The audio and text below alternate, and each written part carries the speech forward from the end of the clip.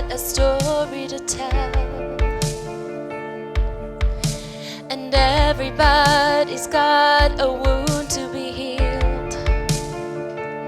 I wanna believe there's beauty here, but oh, I get so tired of holding on. I can't let go, I can't move on. I wanna believe there's meaning here. How many times have I heard me cry out, God, please take this? How many times have you given me strength to just keep breathing? Oh, I need you, God, I need you now.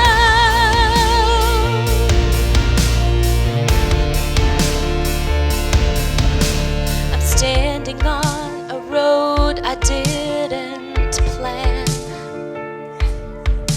I'm wondering how I got to where I am.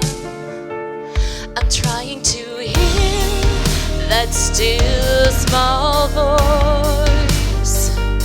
I'm trying to hear above the noise. How many times have you heard me cry out, God, please take this? How many times have you given me strength to just keep breathing? Oh, I need you, God, I need you now. Though I walk through the shadows, and I am so afraid, you will stay right beside me. With every single step I take. How many times have you heard me cry out? And how many times have you given me strength? How many times have you heard me cry out, God, please take this? How many times have you given me strength to just keep breathing? Oh, I need you, God, I need you now.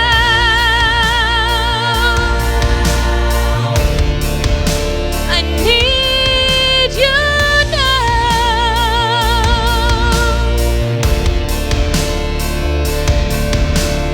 Oh, I need you, God, I need you now.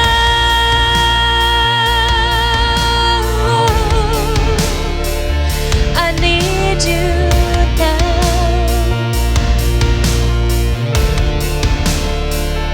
I need you now.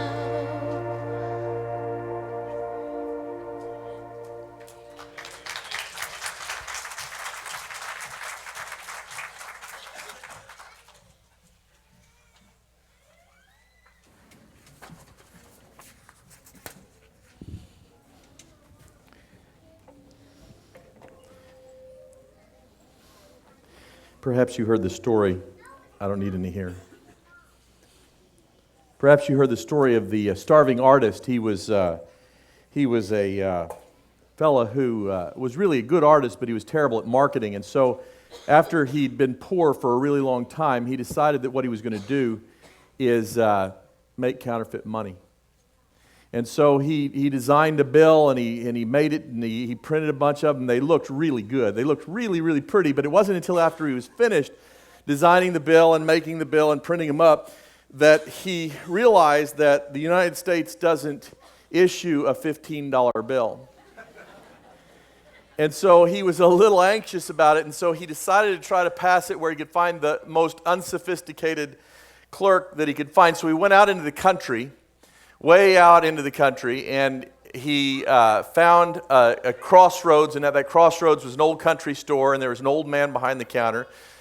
And he went up to the fellow with the $15 bill, and he said, "Can I get change for a 15?" And the old man looked at it, and he looked at the back of it, and he said, "Sure, will a 9 and 2/3 do?" You know, we only counterfeit what's valuable. Nobody counterfeits pennies, right? Because pennies are not even worth what it costs the government to print the pennies. Pennies are cost, I'm told, about 1.3 cents each to make. So every penny you have in your pocket costs the government more than it's worth. Your tax dollars at work. You're welcome. And so pennies aren't worth very much. So nobody would counterfeit a penny. But they do counterfeit bigger bills, and the more valuable something is, the more people will try to counterfeit it. And so it shouldn't be a surprise to us that the greatest gift of the universe, the thing that makes the universe worth living, love, is the most counterfeited thing in the universe. And Satan has figured out many, many counterfeits. And one of the counterfeits that he works out is a partial love. Love is composed of many different things. I think of a person who maybe finds in their youth that attraction is a neat thing, and they really feel attracted to somebody, and they like that feeling, and so they say, "Man, that's what love is." And they live their life over and over going through their life just experiencing attraction after attraction after attraction and never getting the full scope of love. It'd be like a guy who went out looking, it could be a girl, going out looking for buried treasure, and they have their map, and they follow their map, and they go all over the place, and they finally find where the X is, right?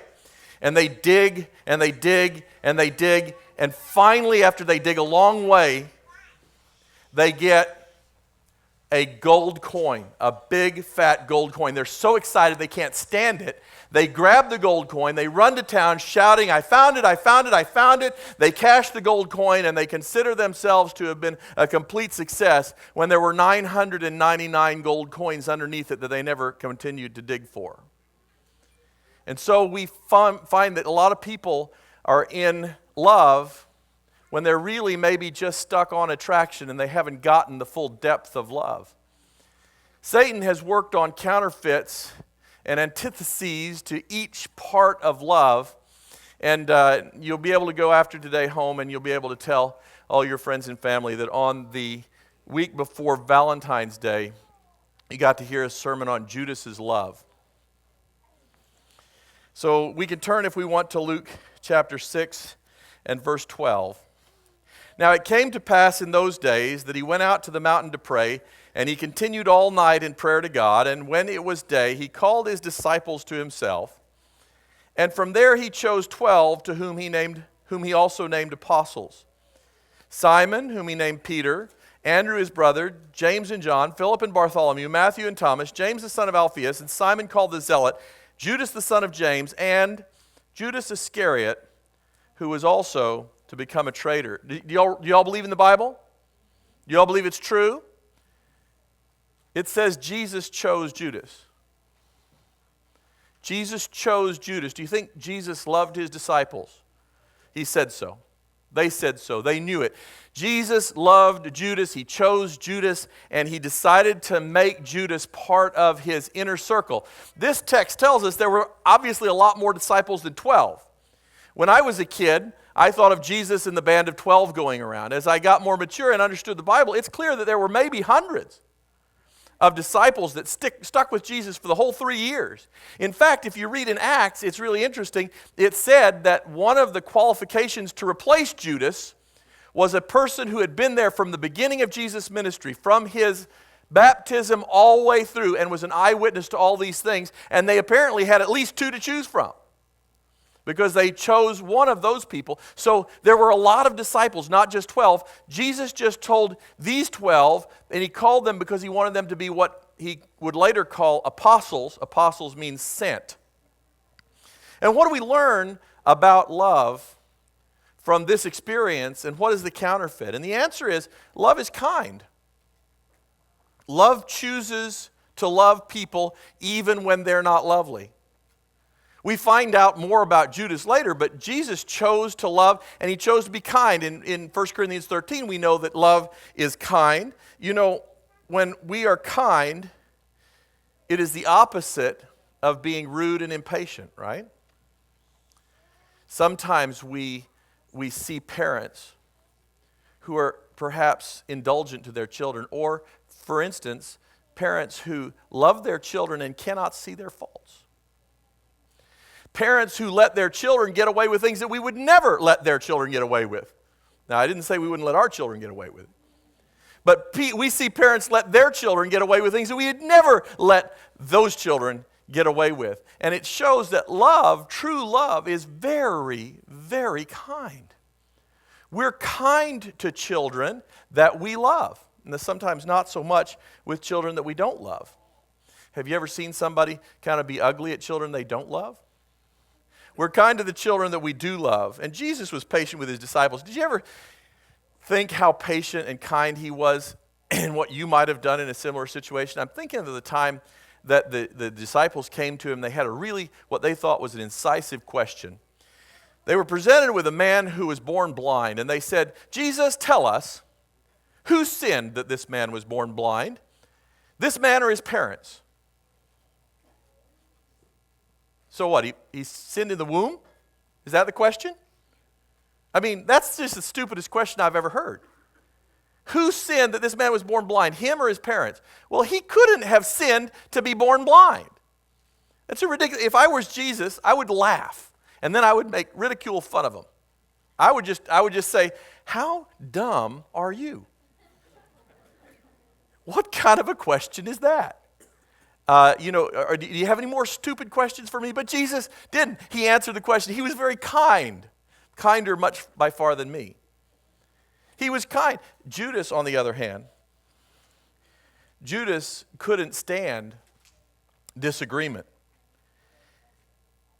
He stored up his disagreements with Jesus. Every time Jesus did something that Judas didn't agree with, he made note of it. It's contained in John 12. 6 days before the Passover, Jesus came to Bethany where Lazarus, who had been dead, whom he had raised from the dead. There they made him a supper, and Martha served, but Lazarus was one of those who sat at the table with him. Then Mary took a pound of very costly oil of spikenard, anointed the feet of Jesus, and wiped his feet with her hair, and the house was filled with the fragrance of the oil. But one of his disciples, Judas Iscariot, Simon's son, who would betray him, said, "Why was this fragrant oil not sold for 300 denarii and given to the poor?" This he said, not that he cared for the poor, but because he was a thief, and he had the money box, and he used to take what was put into it. And Jesus said, "Let her alone. She has kept this for the day of my burial. For the poor you have always with you, but me you do not always have." Love doesn't keep a record of right and wrong. I've done a lot of divorces. I've helped a lot of people get divorced, and they often have the same story of listing for me all the things that their spouse did wrong from the beginning of their marriage and even before.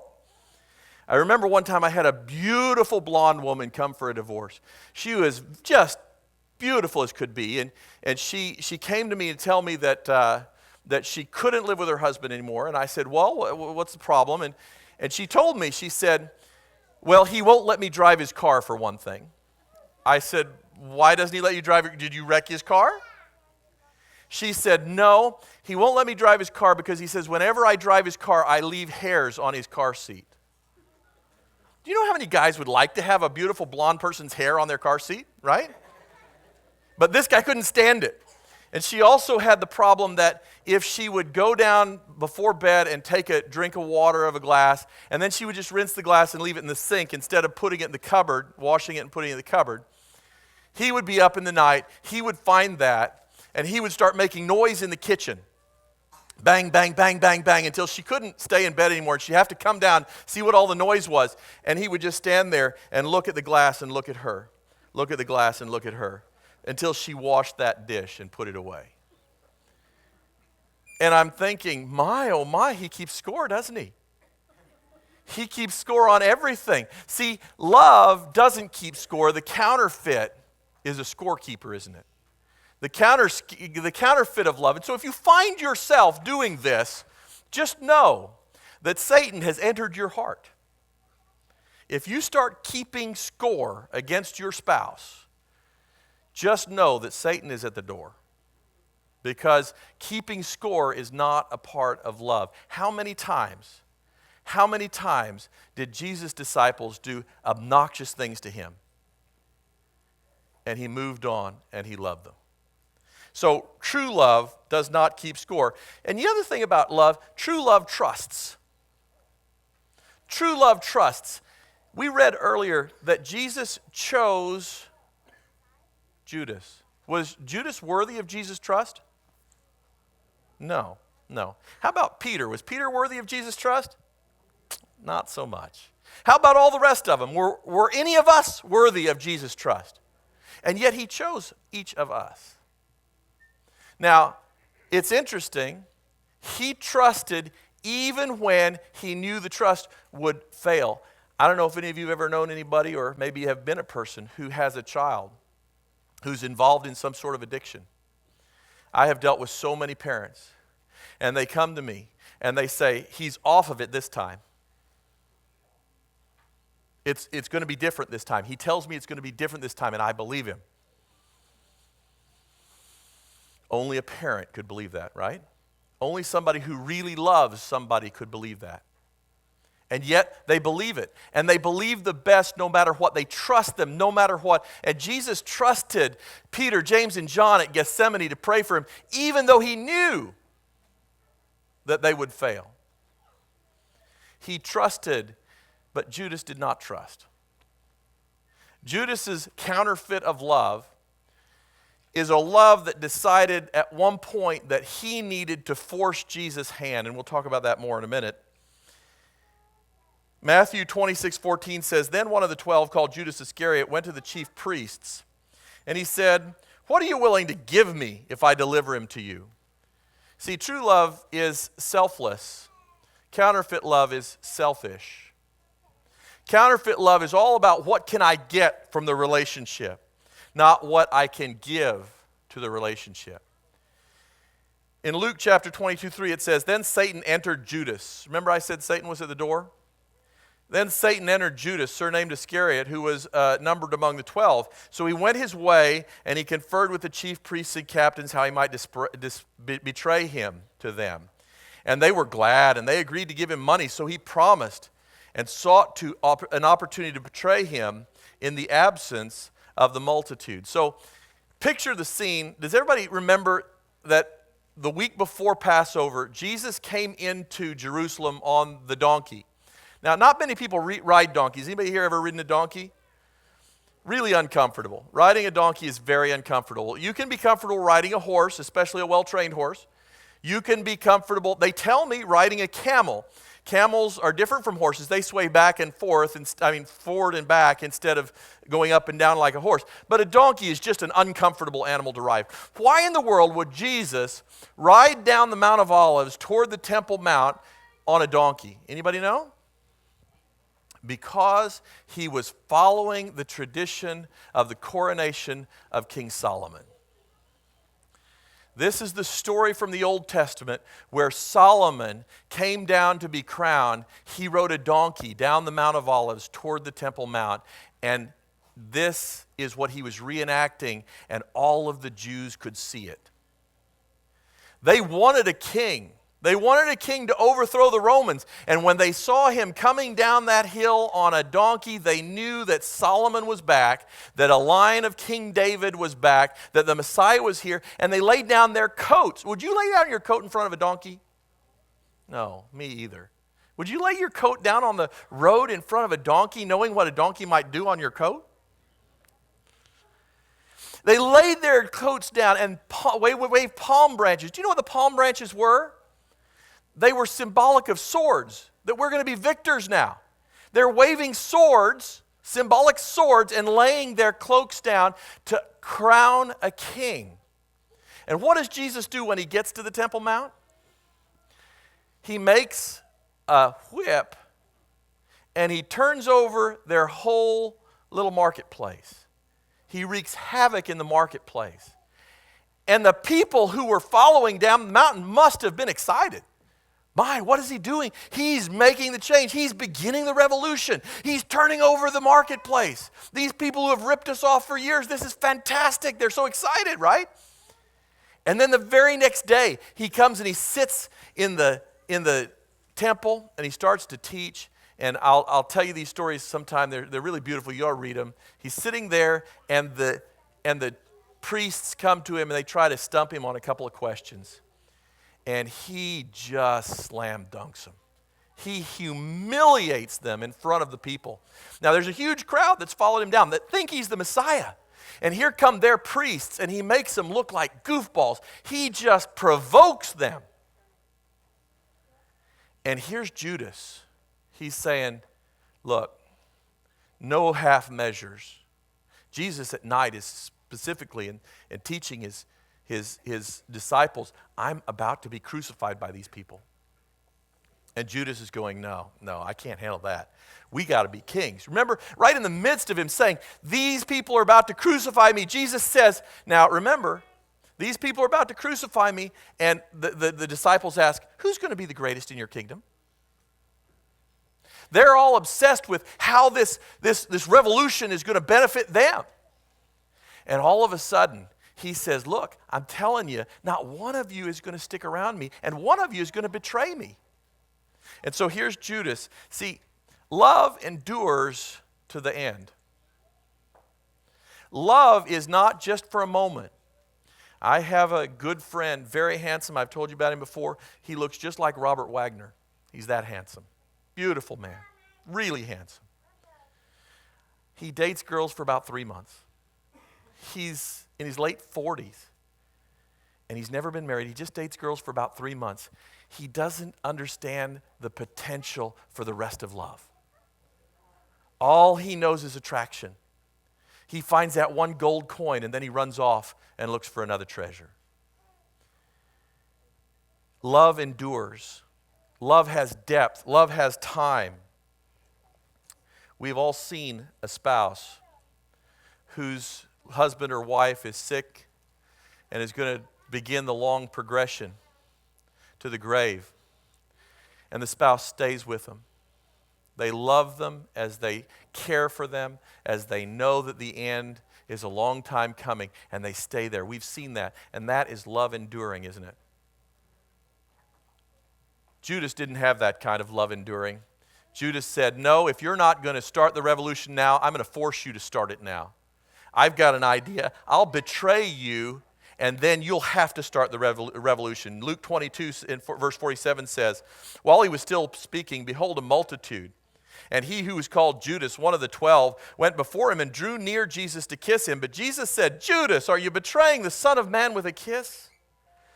When those around him saw what was going to happen, they said to him, Lord, shall we strike with the sword? And one of them struck the servant of the high priest and cut off his right ear. But Jesus said, permit even this.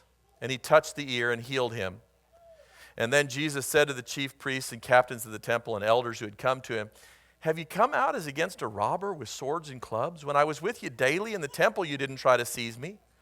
But this is your hour, the hour of darkness. Every day of the week of Passover, he had provoked the elders. He had provoked the priest. He had provoked the leaders of the Jewish people. And Judas wanted him to provoke the Romans. But he provoked him every day. And so Judas said, let's take him. But they couldn't take him in the daytime because remember all the crowds with the palm branches and the coats? They couldn't take him in the daytime, so they had to come to the garden at night. And so in the garden at night they came, and he said, what are you doing? You didn't have the courage to take me during the day when I was teaching in the temple? But you come at night? This is the kind of people that you are. Peter cut off that guy's ear, even though it would have meant pure death, instant death, if Jesus hadn't stopped it. Love protects. Love protects. You know, there are a lot of things, guys, that you need to learn before Valentine's Day, but the number one thing you need to learn is that women want to be protected. Women want to feel protected. They want to feel that you feel their pain. and that you're willing to protect them. When I was handling a lot of law cases, I remember one of the things I used to call step-parent syndrome.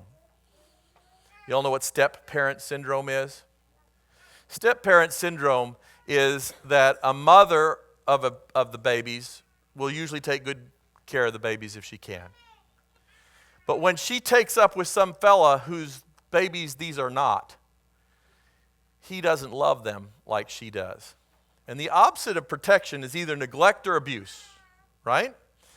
The counterfeit of protective love is neglect or abuse. I remember one time the 2-year-old baby that had a fractured skull. And I was trying to get custody for the father.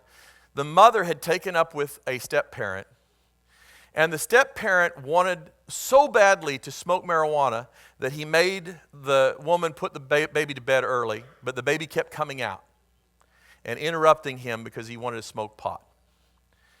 And finally, after 3 or 4 of those interruptions, he couldn't take it anymore, and he slammed the child against the wall and cracked its skull.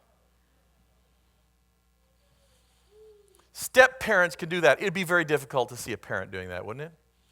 We love, we protect. And when you think about that, what would you do? I saw Joanne here this morning, and I said, what would you do if somebody attacked your beloved puppy dog? You'd protect him, wouldn't you? I had a girl one time that knew she needed a divorce. Her husband never beat her, but he used to always shake the doors. When he got really frustrated, he would grab a door while it was on its hinges, and he would shake it until it would loosen the screws in the wall. So all of the doors in the house wouldn't close. They were kind of bent and hickey-jawed. Well, he had never hit her, and so she said, I really should leave him because he's really violent, and someday he's going to be violent, but he's never been violent to me. And there were holes in the sheetrock all over the house. And so she was trying to decide, so she came to me for a divorce, and we started the process, and then she started making up with him. In her process of being alone, she had taken a little pug dog, a little puppy, to keep her company. And he came home one time, and he was so jealous of that little pug dog that he threw it against the wall and broke its leg. It was the turning point for that lady. She finally realized that it was time to be away from a dangerous man. And while you don't want to say, hey, hurting a dog is good, it was good for her. It was good for her to see how badly she could be hurt if she stayed with him. And it made her able to make the decision to get out of a violent experience. Now, love protects. The counterfeit of that is neglect and abuse. In Matthew 27:3, it says, Then Judas, his betrayer, seeing that he had been condemned, was remorseful. And he brought back the 30 pieces of silver to the chief priests and elders, saying, I have sinned by betraying innocent blood. And they said, What is that to us? You see to it. And then he threw down the pieces of silver in the temple, and he departed, and he hanged himself. Love looks at a person and loves that person in spite of their faults. Jesus loved Judas in spite of his weaknesses. Jesus loved Peter in spite of his weaknesses. Jesus' love endured through all of the disciples' troubles, and he loves me in spite of my weaknesses. Now, the counterfeit of that kind of love is the kind of love that tries to control, manipulate, and change. We have a lot of people that I see needing divorces and needing other problems like that because their spouse won't just let them be who they are. They have to try to change them. They have to try to fix them. They have to try to turn them one way or another. And that is destructive to the love relationship. Love loves in spite. The counterfeit has to change. Jesus says, I will change you, but I'll change you from the inside as you choose to let me change you. He doesn't say, I'm going to force change upon you. The point of all of these counterfeits of love is to draw our attention away from Jesus. And that's what happened to Judas. He came to a place where he didn't see Jesus as the Messiah. He saw Jesus as a fool who was making a mistake and that he could help fix it. And he decided to try to fix Jesus. by getting him into conflict so that he would have to show his power. There's an interesting text. I know all of us know John 3:16, but do you know 1 John 3:16? 1 John 3:16 says, "By this we know love, because he laid down his life for us, and we ought also to lay down our lives for our brethren." Now, you know, that text sounds like it says that we're supposed to die for our brethren, doesn't it? The word lay down, pisteo in this case, has two meanings. Two meanings that are used equally throughout the New Testament. One meaning is to lay down, that is to give up. Like you would take off your clothes and you would lay them down. That means I give up my life. And that's the way I read this. I mean, this is the way it sounds when you read it. But there's a second meaning that's equally used in the New Testament. And what it is it says, I will set down, as if setting down an account or setting down the law. He set down the words of the law on paper. And read it with that meaning. It says, "By this we know love, because he set down his life before us. And we ought also to set out our lives before the brethren." You see how it means that he didn't just die for us, he also lived for us.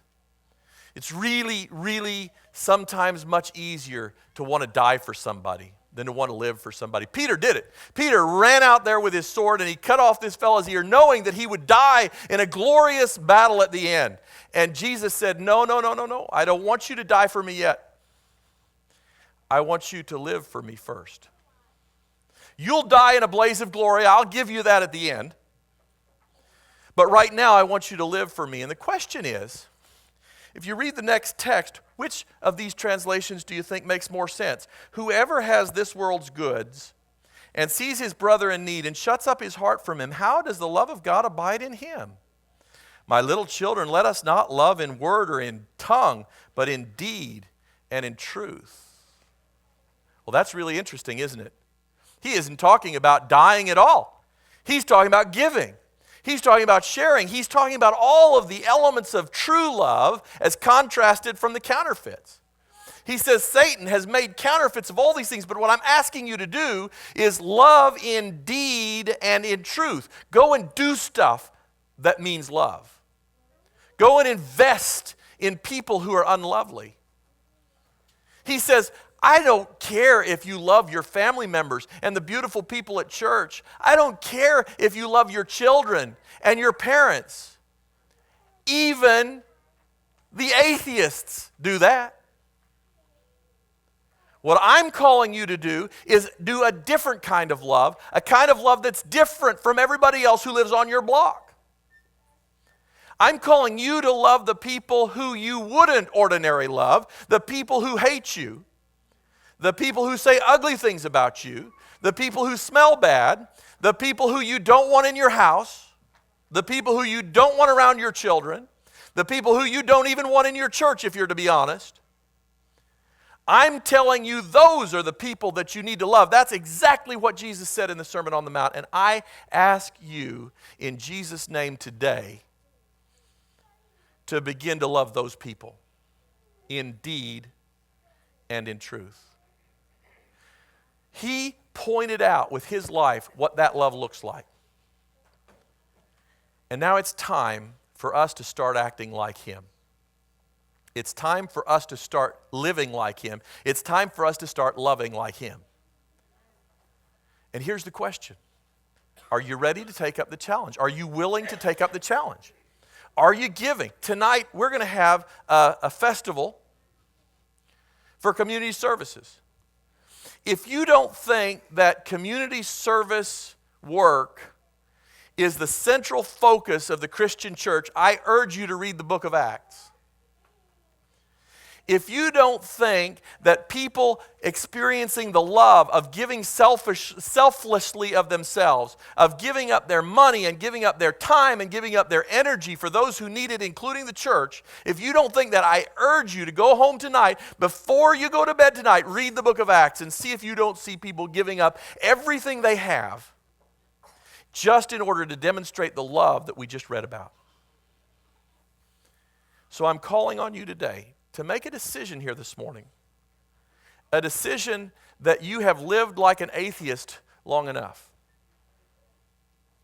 That it is time now to respond to the love that you see in the life of Jesus. It says he set out his life for you as an example for your love. Are you willing to make that commitment with me? Because I need to make that commitment.